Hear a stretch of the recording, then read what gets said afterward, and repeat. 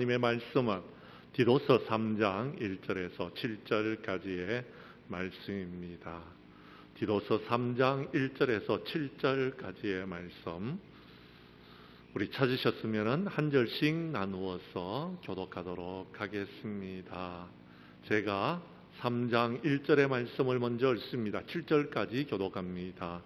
너는 그들로 하여금 통치자들과 권세자들에게 복종하며 순종하며 모든 선한 일을 행하기를 준비하게 하며,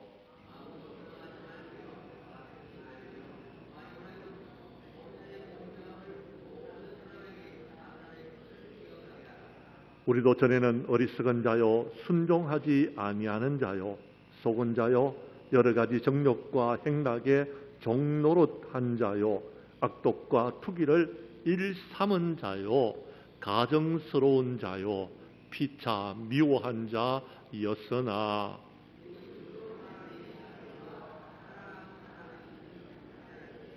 우리를 구원하시되 우리가 행한 바 의로운 행위로 말미암지 아니하고 오직 그의 긍휼하심을 따라 중생의 씻음과 성령의 새롭게 하심으로 하셨나니,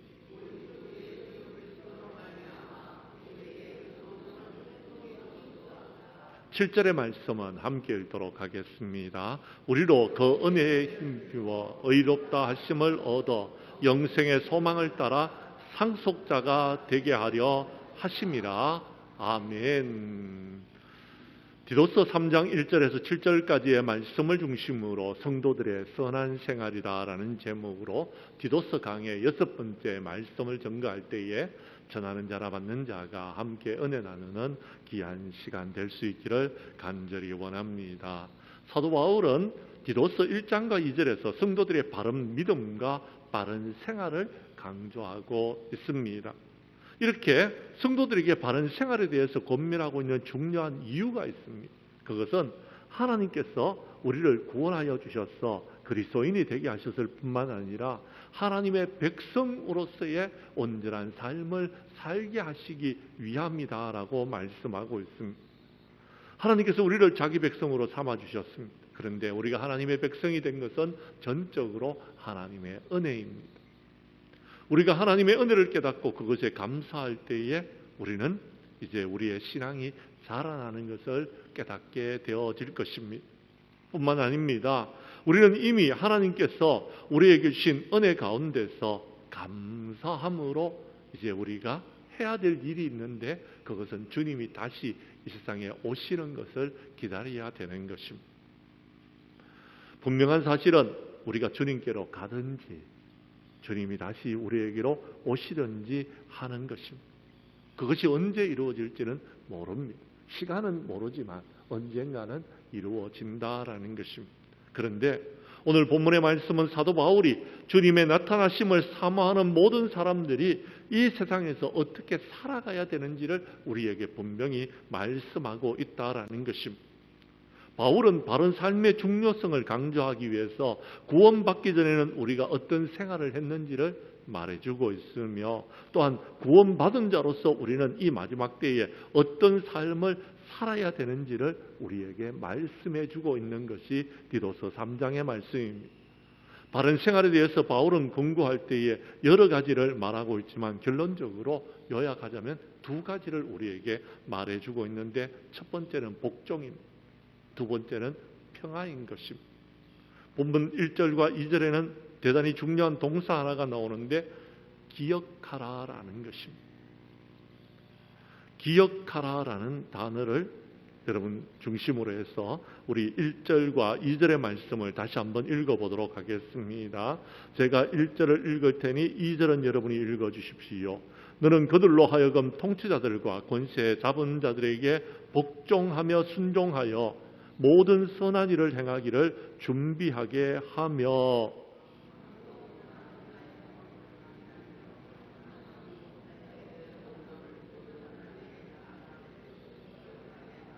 아멘. 그렇습니다. 우리는 예수 그리스도를 믿는 하나님의 사람들로서 끊임없이 기억하고 기억해야 될 내용이 무엇인지를 오늘 한번 살펴보도록 하겠습니다. 여러분 다시 1절의 말씀을 봐주시기를 바랍니다. 통치자들과 권세 잡은 자들에게 복종해야 할 것을 기억하라라고 말하고 있습니다. 1절의 말씀을 여러분이 다시 한번 읽어 주십시오. 시작.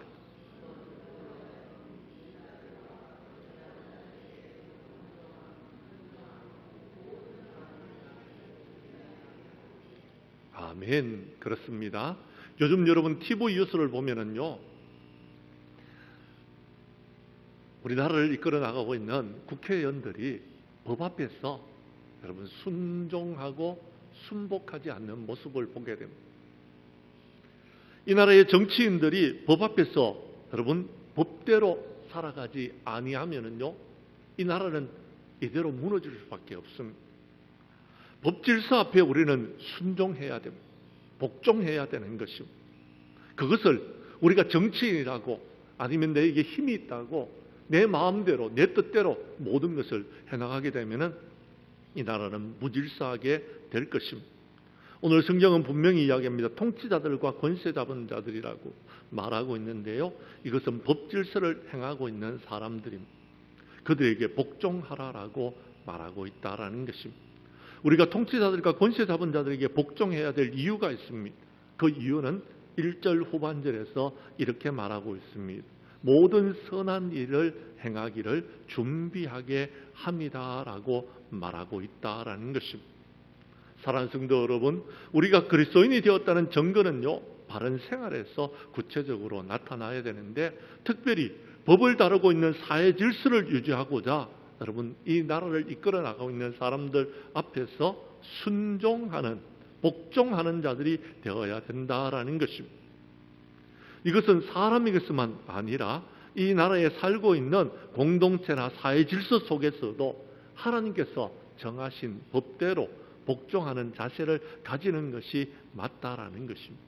이렇게 말을 하니까 어떤 분들이 이렇게 이야기합니다. 목사님, 그러면은 여러분 신앙적으로 맞지 않는 법도 우리가 지켜야 되는 것입니까? 라고 말하는 분들이 있습니다. 그렇습니다. 여러분 법 질서를 우리가 집행하는 사람들에게 우리가 순종해야 되지만, 그들이 여러분 우리를 이끌어 나갈 때 불의한 것을 요구하는데도 우리가 그것을 지켜야 되느냐라고 했을 때에 저는 여러분들에게 그 부분에 대해서 정확하게 말씀드리고 싶은 것이 있습니다. 여러분 법보다도 위에 있는 분이 누구 있습니까? 하나님. 그렇다면 우리는요 하나님께 순종해야 돼요.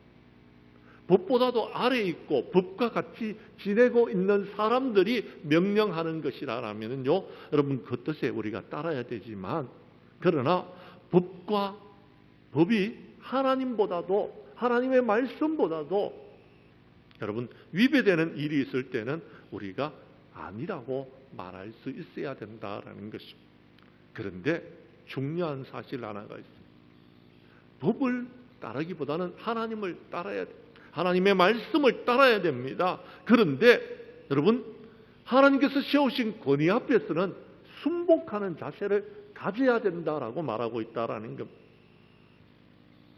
이러한 태도는요 사도행전 5장에 보면 잘 나타나 있는데요, 사도행전 5장 29절 말씀을 여러분께서 읽어 주시기를 바랍니다.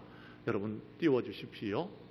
사도행전 5장 29절입니다. 읽어 주십시오. 시작.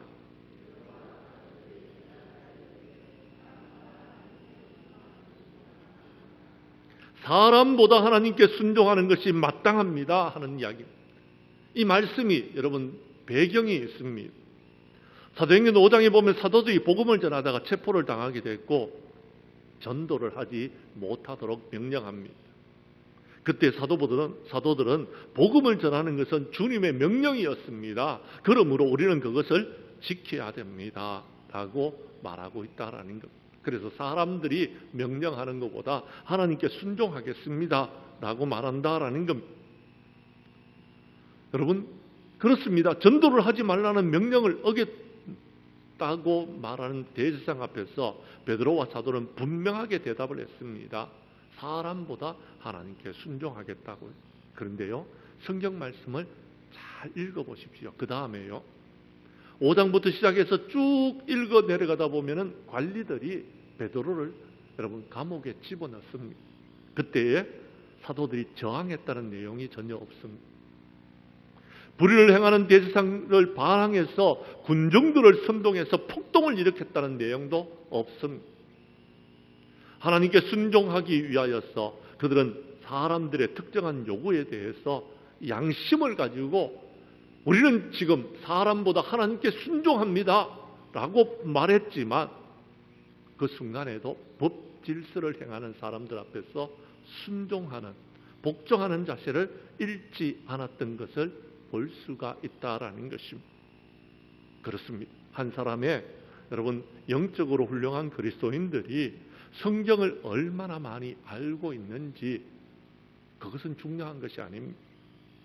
그가 사회생활을 할 때에 정말 하나님의 말씀대로 법대로 순종하고 있느냐 하는 것은 굉장히 중요합니다. 그래야지 그리스도인들이 세상에서 손가락질을 받지 않는 것입니다. 가끔 교회와 교인들이 적당하게 사회법을 어겨도 된다고 생각하면서 행동하다가 곤란을 겪는 경우를 가끔 봅니다. 이번 주에 총회가 이뤄지지만 여러분 총회장도 그런 법질서 아래서 부끄러운 모습을 드러내게 되었고 종국에는 이번 총회 때에 서지 못하게 되는 그런 일들이 발생하게 되어졌습니다. 이 부분을 이미 알고 있었습니다. 이 부분에 대해서 많은 사람들이 여러분 그러면 안 된다고 이야기했습니다. 그런데도 여러분 밀고 나가다가 종국에는 이런 어려움들이 생겨지게 되어졌더라라는 것. 양심에 대해서 우리가 분명하게 말할 수 있어야 됩니다. 그러나 우리는 정해진 하나님의 권위 앞에서, 법 앞에서 우리는 순종해야 되는 것을 기억해야 된다라는 것입니다. 작은 부분까지도 법을 지켜야 된다라고 말하고 있다라는 것입니다. 그것은 총회장이든지, 그것은 담임 목사이든지, 그것은 장로님이든지, 권사님이든지, 집사님이든지 관계가 없이 그리스도인이라면 지켜야 될 부분이다라는 것입니다. 두 번째 오늘 성경 말씀 속에서 여러분 3절 이하 6절에서 인간관계에서 평화를 기억하라라고 말하고 있다라는 것입니다. 사도 바울은 여러분 대인관계 속에서 평화를 유지하기 위해서 하지 말아야 될 것과 해야 될 것을 분명히 말하고 있습니다. 여러분 대인관계에서 하지 말아야 될 것이 무엇입니까? 오늘 성경 말씀에 보면은요, 여러분 아무도 비방하지 말라라고 말하고 있습니다. 비방이라는 말은요, 다른 사람에 대한 험담입니다. 본인이 없는 데서 부정적인 이야기를 하는 것입니다. 그렇게 하면 우리 공동체는요, 무너지게 되고 깨어지게 되는 것입니다. 부탁드립니다. 여러분, 이 공동체를 무너뜨리는 그런 여러분 일들을 하지 마십시오. 두 번째는요, 다투지 말라라고 했습니다. 여기서 다툼이라는 것은요, 여러분 구체적으로 논쟁을 일삼는 것을 말하는 것입니다. 쉽게 말하자면 말싸움하는 것입니다. 논쟁하지 마십시오. 다투지 마시기를 바랍니다. 주님의 나타나심을 사모하는 사람들은 결코 그런 모습을 가지고서 하나님의 영광을 가려서는 안 되는 것입니다. 그렇다면 어떻게 해야 됩니까? 관용함을 나타내야 되는 것입니다. 관용함이라는 것은요, 어떤 사람의 죄나 약점에 대해서도 여러분 그 부분이 잘못되었다는 사실을 알고서도요, 그것을요 덮어주고 그리고 용납해 줄 수 있어야 된다라는 것. 그 사람의 잘못에 대해서는 하나님께서 심판하실 것입니다. 나는 심판자가 아닙니다. 그를 사랑해주고 그를 용납하고 그를 불쌍히 여기고 그를 위해서 기도하고 그가 이 땅 가운데서 여러분 바르게 살아갈 수 있도록 길을 인도해 주는 것입니다. 물론 그 부분을 받아들이지 못할 때에는 어쩔 수 없지만 그건 내 책임이 아닙니다. 나는 그에게 베풀 수 있는 것을 베풀어야 된다라는 것입니다. 두 번째는요, 범사의 온유함을 나타내야 돼요. 온유는 상대방이 구체적인 잘못 했는데도 불구하고 그것들을 갖다가 덮어주고 용납해주면서 우리가 방법과 태도에 대해서 절제할 수 있는 것을 말하는 것입니다. 그렇게 될 때 우리는 평화를 유지해 나갈 수 있다라는 것입니다. 물론 나와 가까운 사람에 관해서는 나와 멀리 있는 사람에 대해서 관계가 없습니다. 누구든지 모든 사람에게 그렇게 해야 된다라고 말하고 있다라는 것입니다. 오늘 성경은 분명히 우리에게 말하고 있습니다. 아무에게도 비방하지 말며 다투지 말며 관용하며 범사에 온유함을 모든 사람에게 나타내라고 말하고 있다라는 것입니다. 2절의 말씀입니다. 우리 함께 읽도록 하겠습니다. 시작.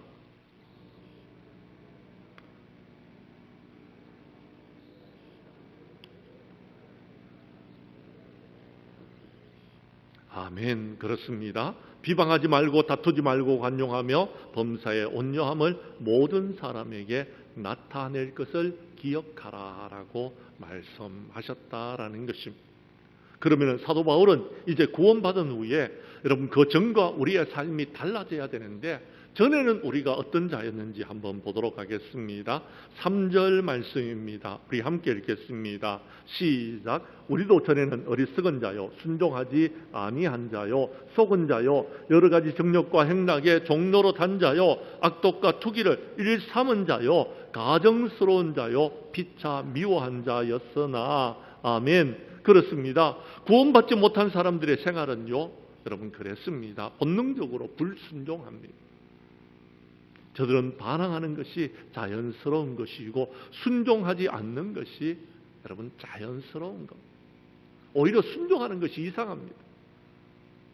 우리는 이렇듯 자연스럽지 않고 본능에 거스리는 자신을 쳐서 하나님의 법에 순종하는 법을 배워야 되는 것입니다. 주님의 뜻대로 살고 주님이 세우신 권위를 존중하고 여러분 주님께서 우리를 구원해 주셨기 때문에 남은 생에는 주님의 뜻대로 순종하는 삶을 살아야 된다라는 것. 왜요? 우리 주님이 다시 오실 것이기 때문에 그렇다라는 것입니다. 그러므로 어떤 사람이 순종하고자 하는 삶의 모습을 갖출 수 있게 되는 것은 거듭나야지 가능한 것입니다. 거듭나지 아니하고는요 여러분 순종할 수가 없는 것입니다. 우리의 주변에 아직까지 순종하지 못하는 사람들 왜 순종하지 못하느냐? 거듭나지 못했기 때문에 그렇습니다. 주님이 우리의 삶의 주인이 되지 못했기 때문에 그렇습니다. 그래서 순종하지 못하는 거예요. 겉으로 보기에는 예수 믿는 사람 직분을 가졌습니다. 목사가 되었습니다. 장로님이 되셨습니다. 권사님이 되셨는데도 순종하지 못하는 것은 그가요 거듭나지 못했기 때문에 그런 것입니다. 불순종은 인류 조상의 아담과 하와가 범죄하게 된 실상입니다. 아담과 하와는요 하나님의 말씀에 불순종함으로써 그들이요 죄를 범하게 되어지는 것입니다. 뱀이 유혹하자 여러분 하나님께 불순종했습니다. 그의 후손인 우리들도 하나님 앞에 불순종했습니다. 구원받은 이스라엘 백성들도 불순종했습니다. 그래서 우리에게 기회가 찾아온 것입니다.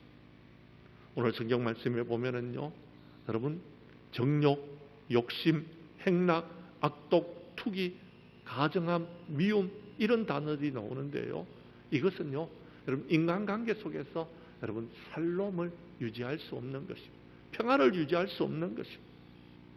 인간관계 속에서 인간관계를 깨뜨리는 여러분 주범인 것입니다. 전에는 우리도 그런 삶을 살았습니다. 저도 그런 삶을 살았고 여러분 중에서도 그런 삶을 살았는 사람이 있을 것입니다. 그런데 이제는 구원받았습니다.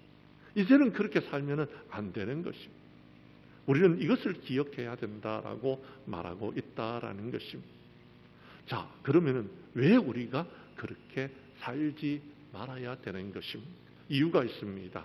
먼저 4절 말씀을 봐주시기를 바랍니다. 4절 말씀에 뭐라고 말하고 있습니까? 여러분께서 읽어 주십시오. 시작. 아멘. 그렇습니다. 한마디로 말해서 저와 여러분들은 하나님의 사랑과 하나님의 자비하심을 받은 사람들이더라라는 것. 그래서 하나님의 사랑과 하나님의 자비하심을 우리가 받았다라면 우리가 구원받은 것인데 이전의 삶의 모습을 그대로 가지면 안 된다라는 것. 이제 우리는 구원받은 자로서 새로운 삶을 살아야 되는 것입니다.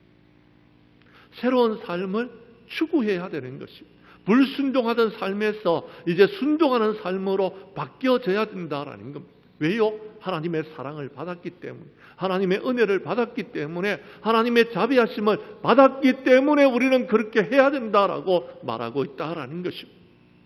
그런데요, 전혀 순종하지 않는 사람이 있습니다. 하나님께도 순종하지 않고 하나님의 말씀에도 순종하지 않는 사람들이 있습니다. 그 사람들은 아직까지 구원을 받지 못했기 때문에 그렇습니다. 그 사람은 아직까지 주님을 만나지 못했기 때문에 그렇습니다. 그 사람은요, 아직까지 새롭게 거듭나지 못했기 때문에 그렇더라라는 것입니다. 사랑하는 성도 여러분, 한번 물어보십시다. 저와 여러분들이 구원받는 것은 우리가 잘나서 구원받은 것입니까? 저와 여러분은 잘난 것이 하나도 없는 사람들 아닙니까? 그렇습니다. 의로운 것이 하나도 없었던 사람들 아닙니까? 그런데요, 우리가 어떻게 구원함을 받았습니까? 잘난 것이 없고 의로운 것이 없었지만 하나님의 은혜로 구원받는 사람들 아닙니까? 이것이요, 여러분, 우리의 새로운 삶의 출발입니다. 우리가 거듭남의 출발입니다. 그렇습니다. 구원받으셨습니까? 구원받은 것에서 끝나면 안 됩니다. 구원받은 자로서의 삶이 나타나야 되는 것입니다. 구원받은 순간 우리들은요, 여러분, 거듭난 삶을 살아가야 되는 것입니다. 그래서 성경 말씀 5절에 뭐라고 이야기합니까? 우리를 구원하시되 우리가 행한 바 의로운 행위로 말미암지 아니하고 오직 그의 긍휼하심을 따라 중생의 씻음과 성령의 새롭게 하심으로 하셨나니라고 말하고 있습니다. 중생의 씻음이 무엇입니까? 그렇습니다. 예수 그리스도의 십자가의 보혈의 피로서 저와 여러분의 모든 죄가 사함을 받은 것을 말하는 것입니다. 거듭났는 것을 말하는 겁니다.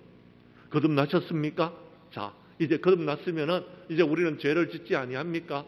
거듭났으면은 더 이상의 우리의 삶 가운데 유혹은 없습니까? 이제 더 이상 여러분은 씻을 필요성이 없는 사람들입니까? 그렇게 잘난 분들입니까? 그렇지 않더라라는 겁니다. 저는 거듭났는데도, 구원받았는데도, 목사가 되었는데도 실수하는 부분들이 있더라라는 것.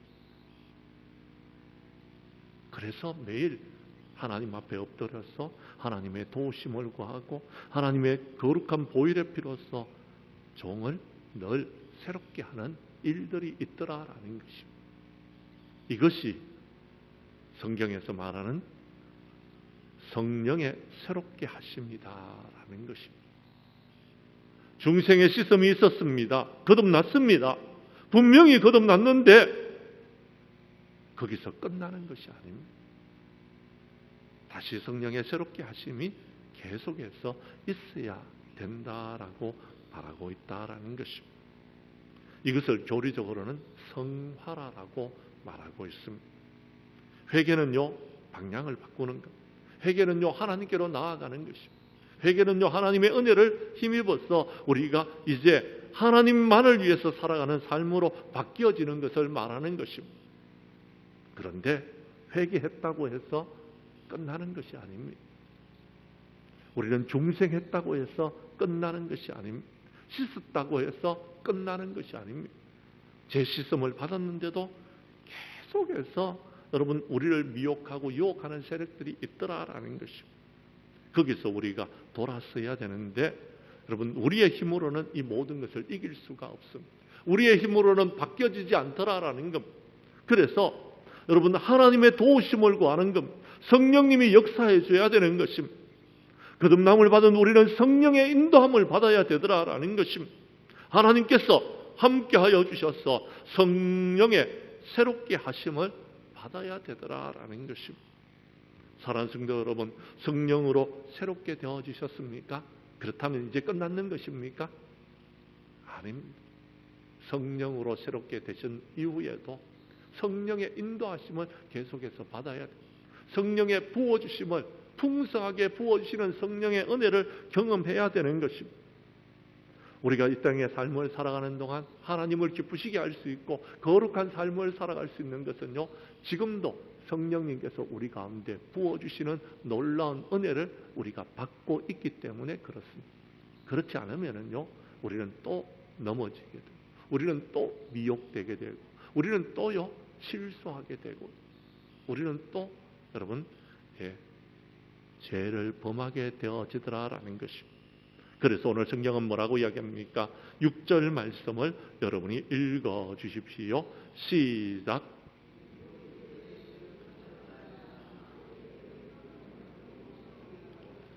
아멘. 하나님께서 우리에게 성령을 부어주시되 풍성하게 부어주시는 것입니다. 왜 부어주시느냐? 우리로 하여금 거듭난 하나님의 백성으로서 거룩한 바른 생활을 할 수 있도록 하기 위하여서 부어주신다라는 것. 조금 부어주시는 것이 아닙니다. 풍성하게 부어주시는 것.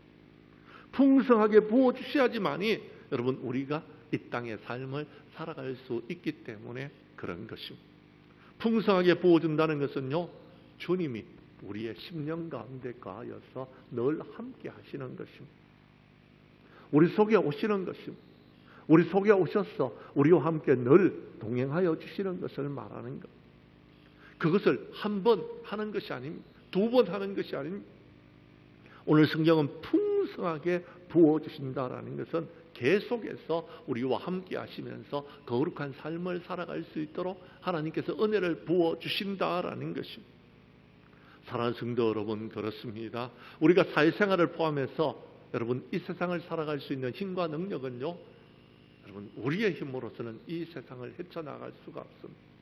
세상을 이길 수가 없습니다. 전도할 수가 없습니다. 성령의 기름 부으심이 있어야 되는 것입니다. 성령의 풍성하심이 있어야 되는 것. 성령의 능력을 힘입어야 되는 것입니다. 그래야지 여러분 우리는 전도할 수 있고 부흥을 향해서 나아갈 수 있으며 뿐만 아니라 하나님께서 우리에게 부으시는 놀라운 은혜를 우리가 이루어 나아갈 수 있다라는 것입니다. 주님께서 힘주셔야지만이 가능하다라는 것입니다. 사랑하는 성도 여러분, 성령님께서 오늘 이 시간 저와 여러분들에게 풍성한 은혜를 부어주시기를 간절히 소망하는 저와 여러분들이 될 수 있기를 바랍니다. 그러면 왜 우리가 이렇게 풍성한 자가 돼야 돼? 왜 우리는 이렇게 성령 충만한 자가 돼야 돼? 우리는 왜 이렇게 거듭나서 여러분 성령 충만한 삶을 살아가야 되느냐라는 것입니다. 그 이유를 오늘 성경 말씀 7절에서 이렇게 말해주고 있습니다. 7절 말씀을 여러분께서 읽어 주십시오. 시작.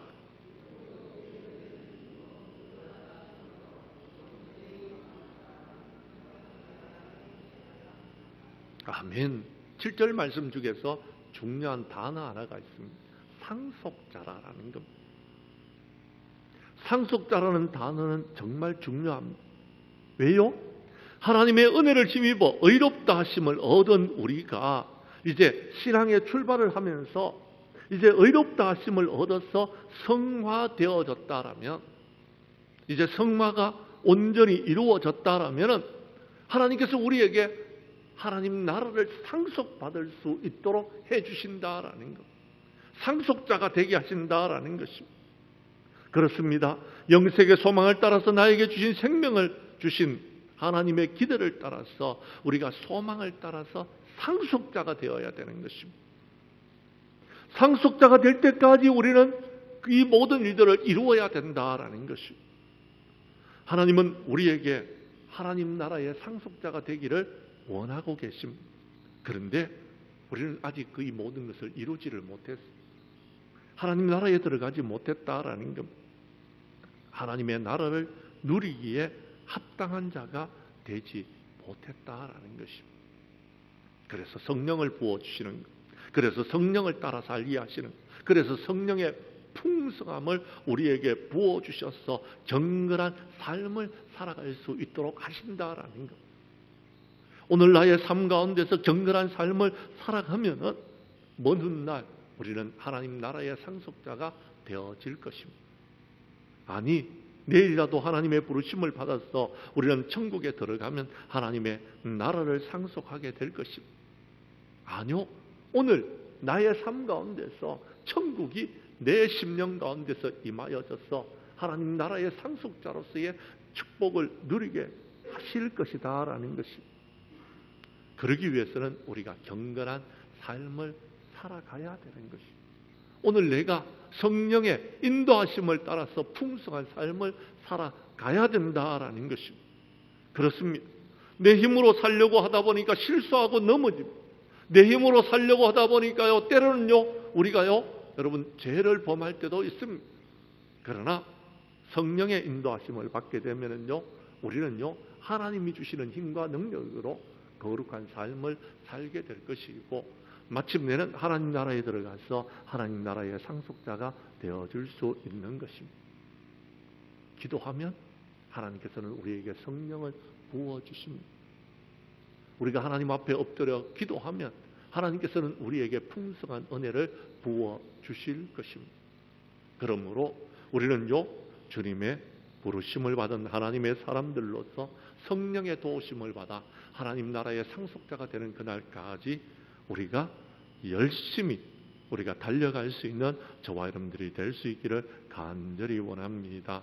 특별히 하나님께서는 지금도 저와 여러분들에게 전도하라고, 저와 여러분들에게 거룩한 삶을 살아가라고, 저와 여러분들에게 새벽제단 주님들에 나와 엎드려 기도하라고 하신 이유는 바로 하나님 나라의 상속자가 되게 하시기 위하여서 그렇게 말씀하시는 것입니다. 우리는 이 모든 것들을 이루는 그날까지 힘차게 달려나가는 저와 여러분들이 될 수 있기를 간절히 원합니다. 이제 말씀을 마치려고 합니다. 사랑하는 성도 여러분, 구원 받으셨습니까? 구원 받으시기를 바랍니다. 구원 받았다라면 거기서 만족하지 마시고 이제는 구원 받은 자로서 거룩한 삶을, 여러분 바른 믿음을, 바른 신앙생활을 할 수 있는 저와 여러분들이 될 수 있기를 바랍니다. 여러분, 우리가 이 땅의 삶을 살아가는 동안 여러분 거룩한 삶을 살아가야 되는데 우리의 힘으로서는 그렇게 살아갈 수가 없습니다. 그래서 오늘도 주님의 도우심을 구하는 것, 그래서 우리가 하나님 앞에 엎드려 기도하는 것입니다. 그래서 마침내 하나님 나라에 들어가서 하나님의 나라를 상속받는 저와 여러분들이 되어지는 그날까지 우리는요, 거룩하고 바른 믿음의 삶을 살아가며 성령 충만한 자들이 되어져서 마침내 하나님 나라를 상속받고 여호와 하나님 앞에 영광을 돌리는 저와 여러분들이 될 수 있기를 주님의 이름으로 간절히 축복합니다. 그때까지 저와 여러분들 함께 이 모든 것들을 이루어 나아가기를 원하며 성령의 도우심을 받는 저와 여러분들 될 수 있기를 주님의 이름으로 다시 한번 축복합니다.